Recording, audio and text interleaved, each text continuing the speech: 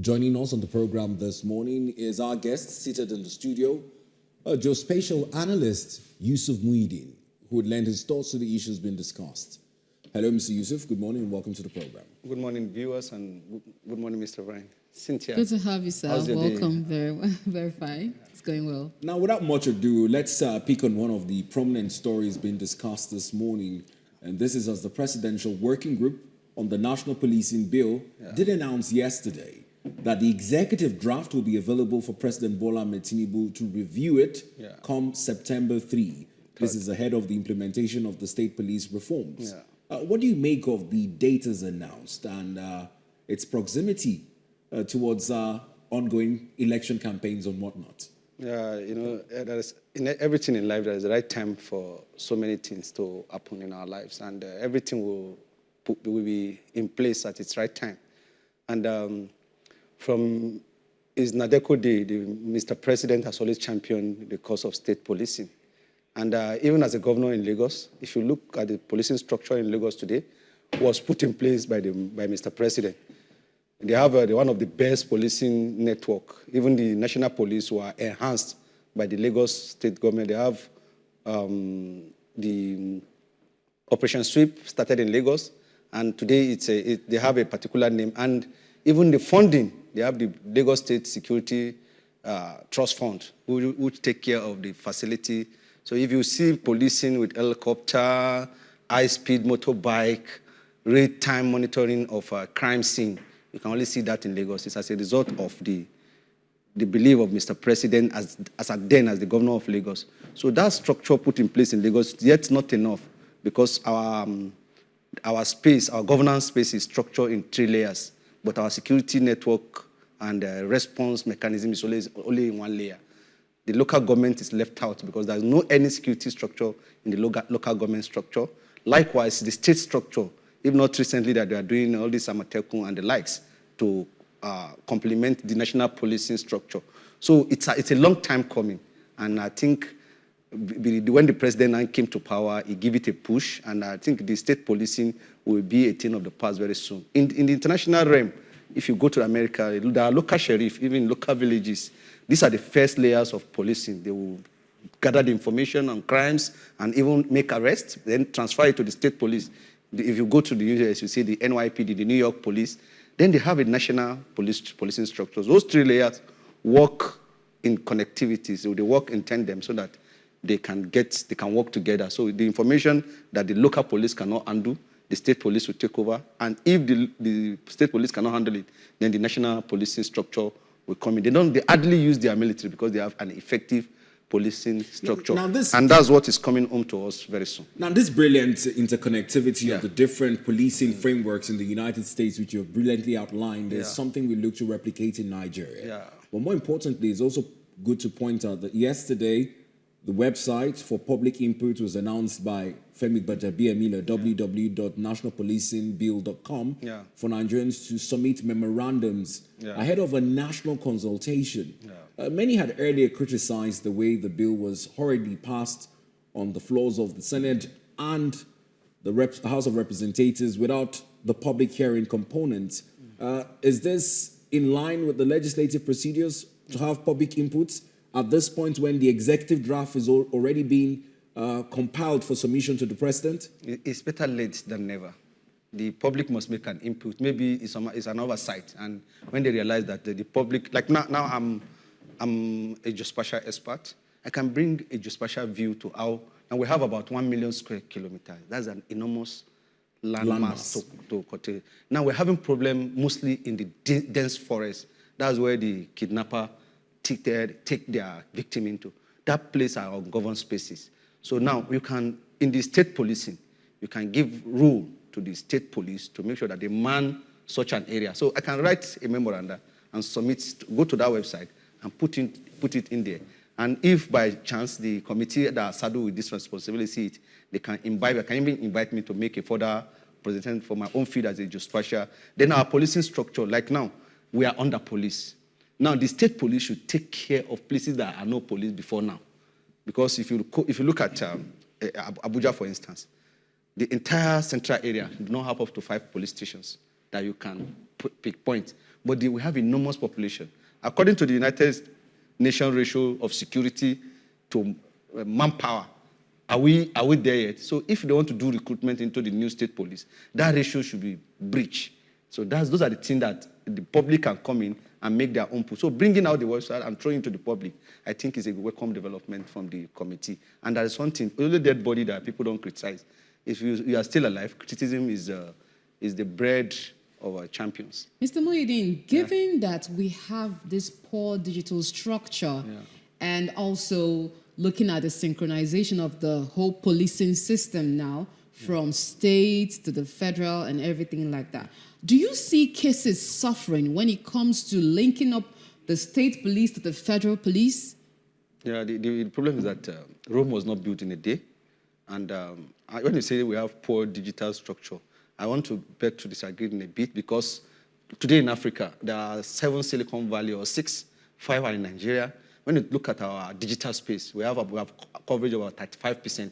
I think it's the largest in Africa. So, but because we don't want to, you make do with what you have. So with the 35% we have now, we can still start. Then as we expand, this policing structure will also expand with it. Like now in Enugu State, the governor can sit down at the comfort of his office and see all the classroom in the state. As to which teacher was not in the class. This structure, even in the United States, is something that you will be marvel seeing it, and it's here in Nigeria. So we are making progress. With time, there's room for expansion. Even as though we know that with time we will make progress, given the level of insecurity we have currently in Nigeria, there is this cry that the government should be proactive in security. And that was why we have the added divisions to the military, and that is why the state police is coming at this time, Nigerians believe. Now, looking at all of these concerns, don't you think there should actually be a proactive structure without blinking twice when you talk about the manner in which cases will be handled from the state to the federal level, just so that you don't leave any stone unturned and then justice is delivered as it should be? The major thing is that during the military era, the policing were put to the background. They use more of the military to solve so being so long in the military regime, our policing was deactivated to some extent. Now, we have been in democracy for more than 25 years now, and this state police was coming up. What happened is that the present police structure take command from Abuja for issue that can be solved locally. There are issues that is native intelligence that you can use to resolve it and need a particular security threat in the board. But because of the distance of command, you have to come to Abuja. Everybody come to Abuja. If you don't come to Abuja, you need the zonal coordinates. You know about zonal 8 zonal division of the Nigerian police. I think it has expanded to 12. So you need those zonal divisions to even respond to a particular crime.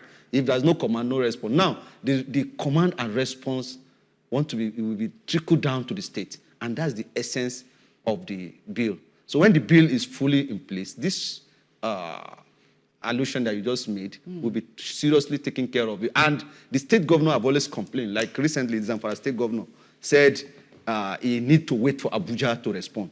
Now, this power to respond and take care of put your security destiny in your hand will be handed over to the state. But there will be a central coordinate so that you cannot abuse the power. And I started my analysis with the United States. That's the way it's done.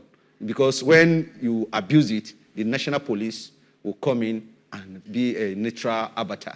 Now, talking about the national safeguards to prevent abuse, speaking yesterday at the briefing by the chairman of the National Police Working Group, Femi Gbajabiamila, alongside Governor of Ogun State and chairman of the Nigerian Governors on the National Policing Bill, His Excellency Dapo Abiodun, they did note that the Multidisciplinary Police Advisory Committee will be chaired by Honorable Justice Mohammed Abdullah Liman, and has been formed to provide high-level policy and technical oversight, ensuring that the reform is auditable and enjoys public confidence. That way, securing it from abuse by governors. Take a listen. Someone has to be responsible for ensuring that amendment now reflects in a bill that can be operated, and that's what we're working on. So this bill has to do with different consequential amendments to other parts of the Constitution that we may not even realize. For example, the firearms bill, which only allows and recognizes a unitary policing system, now has to be, and so many other bills, areas of separation. Where do the powers of the federal police stop? Where do the powers of the state police start?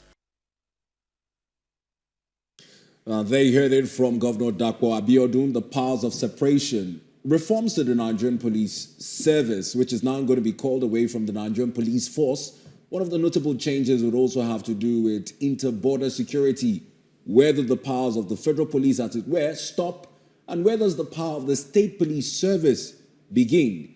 He's also mentioned the firearms bills there, which only recognizes a unitary police force. Takes us back to some of the constitutional alterations too, to recognize beyond the Nigerian police force, the different sub-regional forces that will work in unison.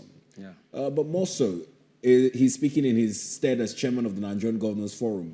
Many have cried out saying that the governors, Nigerians ought to be wary of them in their handling of authority in terms of commands of these police officers to be created and placed under their jurisdiction. Is this a valid fear? And do you see it being used as a political weapon? Even this present police, the governor will be using them. So because they will use them or they will not use them, is not the reason why we will not start. And the major thing is that the layers, you're talking about the firearm. Even this present police, if you have a police outpost, they cannot just go out and fire without recourse to a particular police command for a particular structure. In fact, they have a mobile police force who are the arm-bearing and the riot-quelling police units of the Nigerian police. So before they can activate any fire issue.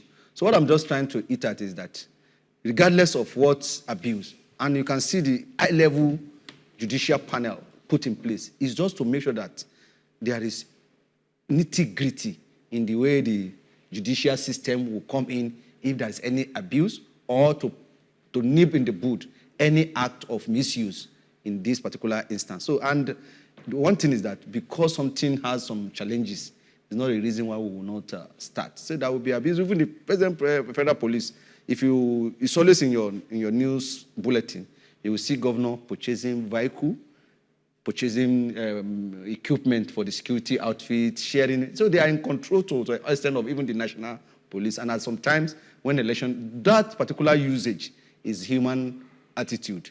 Even some people use media space to gag other opponents. They project news to make sure that they undermine others. So it's something that is about life.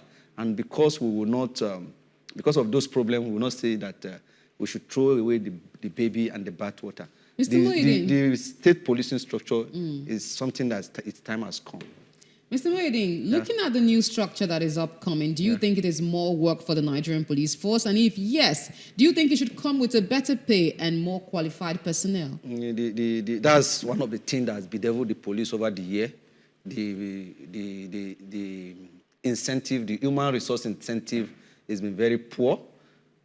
For now, even the central police purchases uniform, boots, and some things for themselves. Their housing needs are not properly catered for. So I'm looking at this particular bill. Even the national police need to be overhauled to be able to take over the new role, because now they are not only taking care of the entire policing. They have another policing network to take care of, because they will be the superior police network overseeing whatever, because whatever case the state police cannot handle is the national police that will come in and give it. So what I'm trying to put up here is that there will be there's need for an expansion to make those layers look more respectable.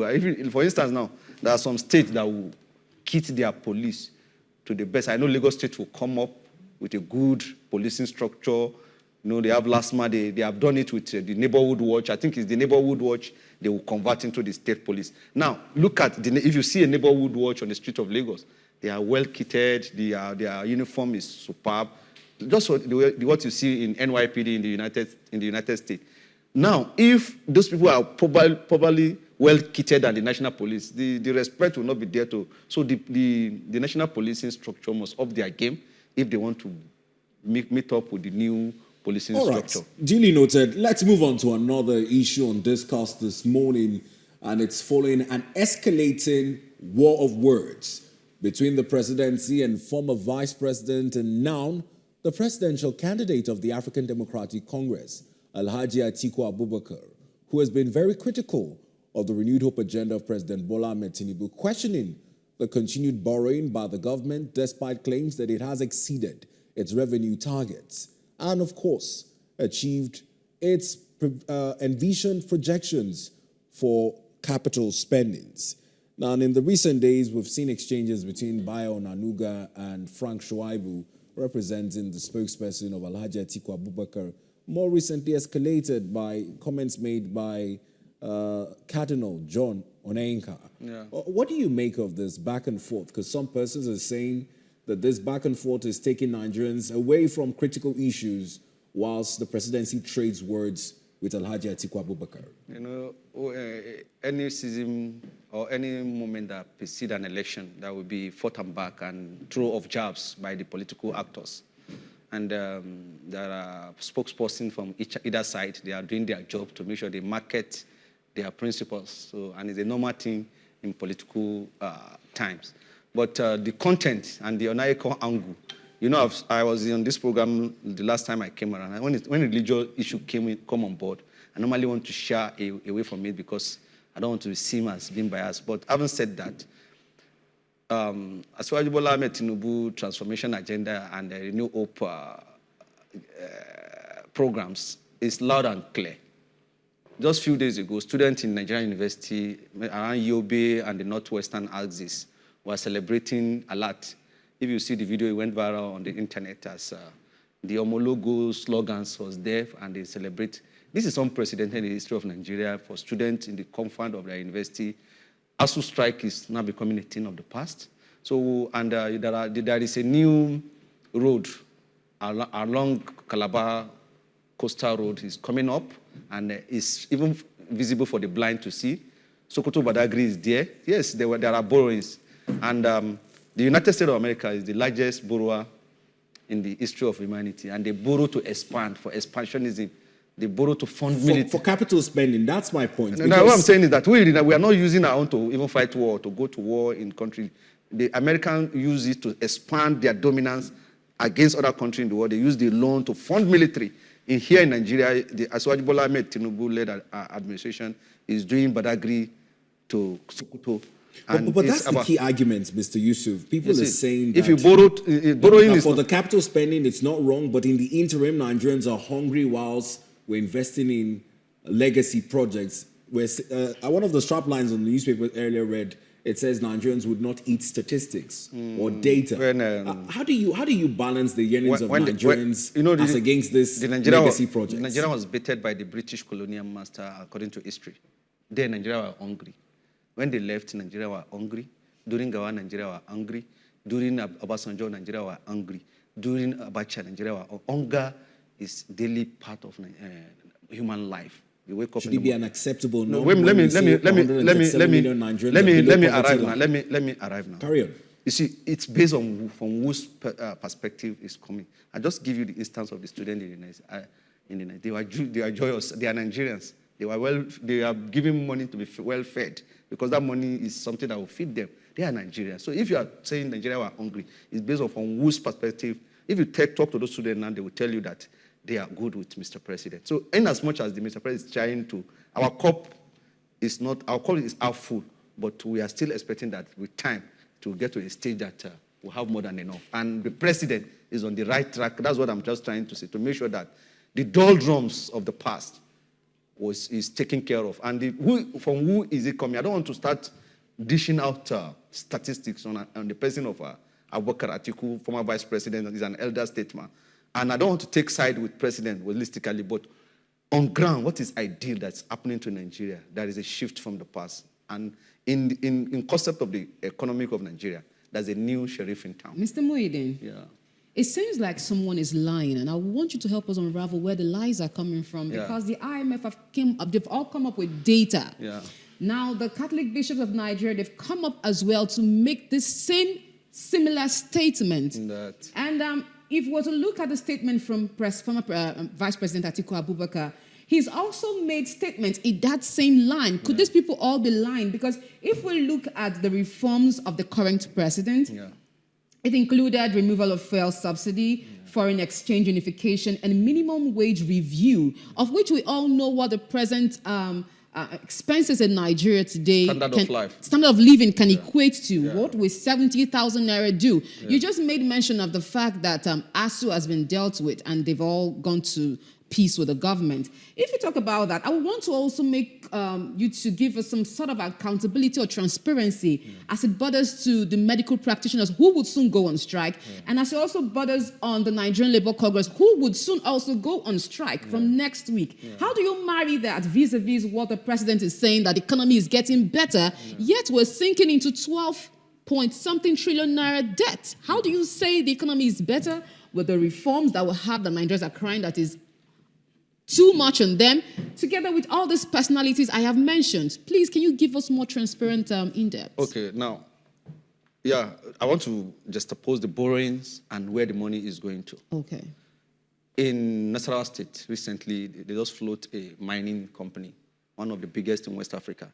Another one is coming up in Zamfara. Before now, those are black markets, where nothing is coming to government. This insecurity was baited. Atiku and the lights were in charge in those times. So when you are talking, we'll look at the angle. The Ajakuta steel rolling mill started with 2 others around the world. There's one in Germany and the other one in Japan. This is the 3rd largest in the world, aside the one in Ukraine. Are you with me? Yes, sir. Now, the Atiku Abubakar that is talking today sold off that particular Ajakuta as a scrap to a company of interest. They sold it at a giveaway price. And when he was asked, why did that happen, he said it's unfortunate. Today, the military complex has been relocated there, and very soon, the steel rolling company will soon come to life. As I'm talking to, that's 10,000 personal value chain, and people will be employed. When you're talking about feeding, can you feed a man that doesn't have a job? Now, somebody sold off asset, and they still have the affront to look us in the face and discredit the man who was bringing back this asset to life. So we have to just oppose us who is talking. Then the Onayekan angle, I've said it time and again. The earlier the men on the pulpit stick to the pulpit, the better for our political space. Now, Mr. Muhyiddin, this is where I would come in, and it's because of your earlier comments on refraining from debates that have religious connotations or ethnic colorations. Yeah. Particularly with these comments, Cardinal John Onayekan has come out to clarify his statement. He says he believes that if Nigerians have a hint that their votes won't count in the 2027 elections, they would not vote. And he doesn't want it to sound as though there is any religious genocide. His call to the presidency is for better governance. Projecting into 2027, the president had also made a remark that in politics all is fair, and his opponents should not expect him to allow them a freeway to winning the elections. Onayekan believes that such rhetorics hint at a do-or-die approach to politics, and that is why he's calling caution. Do you see reasons why his comments should be taken beyond being viewed as coming from a man of another faith or revered father of faith? There is an angle. When I come to this program, you introduce me as a geospatial expert, right? And anytime I'm doing my analysis, I want to give you the geospatial coloration. From a data-backed perspective. Perspective with a from a geospatial angle, because that's my discipline. Now, religion encompasses a lot of things. The standard of our lives, the morals, and the spiritual infuse that is with religion. So as a religion, as cardinal, is one of the highest peg in the Catholic realm. So anything you say, because just become like a pointer, because you are a leader. So when a leader make a verbal statement, it has a lot of weight. So, and the attack and the way people are coming over is because of his standing. And the president is a politician. And in politics, there are so many gimmicks and forth and back that politicians employ to win an election. So presidents, you say it anytime, he said, I won't hand over the kid glove to the opposition. Everywhere we are in a contest, and everybody must work hard. And if I see advantage that will make me win, the president is just being factual and idealistic in his approach to his quest for election. Where does the role of caution lie in not heating up the politics? Because you know how when a man that grounded Ajakuta come to us in the face and look at us like that, the person who is reviving it is not doing well. How do you just oppose those Your comments are not far from some comments made by former President Olusegun Obasanjo, who continued saying his choice of Alhaji Atiku Abubakar was a mistake. Yeah. But I've seen replies in that instance saying he always makes such rhetorics ahead of election circles. What's there to gain about regretting a mistake you've already made? If I make a mistake and I don't want it repeated, I can always hint Nigerian that this particular person, I work with him, I was his boss. I'm closer to him. I gave him duty to carry out. And this is the way. The closest person in the Obasanjo-Atiku era were the two of them. And he assigned Atiku a big portfolio as the vice president. And one of them is selling up all our assets. The Nitel of this world, the Amcon of this world was sold off at a giveaway price. There is a certain $6 billion for power improvement that went down the drain under the watch of Alhaji Atiku Abubakar. And Kadria Ahmed, in an interview, asked him what happened. He says an unfortunate situation for $6 billion to go down the drain, and there is no any. So if Obasanjo comes out and says something about Atiku, I think we should watch it critically. For those people who want to make choice of Atiku towards an election year, and that's the reason for the fourth and back. The fact that Obasanjo is still alive is a father to Nigeria. He must give us guidance close to an election. Shifting away from Atiku and some form of religious bias, I do not want to base it off of that discussion. Now, let's look at the statement of the president when he said there has always been hunger even before he was born. Now, not disputing that fact. It's just like saying that corruption is innate in man. It's just that we're looking at the level of increase or how reduced it is. Now, given statistics, and we talked about statistics, you say you're a geospatial analyst. Let's look at statistics. Maybe, just maybe, this present dispensation is not giving enough of information, transparency, depth, or accountability. Just maybe. What would you make of the hunger rate, vice versa, as we've had it in 2013, 2015, before 2023, up until now? Because according to research, it said this has been the highest when you talk about the hunger rate. So even though hunger has been a thing before, we're looking at the rate. What do you make of that statement? You see, if you want to make an analysis, you reference it to a particular point, which is a place or a particular setting. Now look at the university. Some people drop out of school because they can't feed while they are in school. Because after paying school fees, there's no way. They just look at it. It's better. I can't die. Let me go and look for something doing. Today, in the university setting, you and I been to Nigerian university. You know what some students pass through. That's that hunger that make you not to leave university setting has been taken care of by the NEL fund. 1.8 million students are benefiting. Check anywhere in the world. How does that trickle down to the general public? The parent of those wards in school will use that money to feed other children because the government is taking care of the feeding of those ones that are in school. So if you have 2 other kids, you'll be able to. Now, 1.8 million family, if they take care of 2 other kids, that's about 3.6 million children the money is being free to take care of 3.6 million children that are outside the university setting, maybe those one in primary school and secondary school. When you're talking about hunger, I'm not telling you that Asiwaju Bola Ahmed Tinubu has gotten it 100% right, but there is a movement, there is a shift for what things used to be in the past. All right. Thank you very much, Yusuf Muhyiddin. This is as much as time will permit for us to discuss these issues in the news. We hope to have you back in our studios very soon. Thank you for having me. Thank you. Always good to have you, I must confess. Good morning.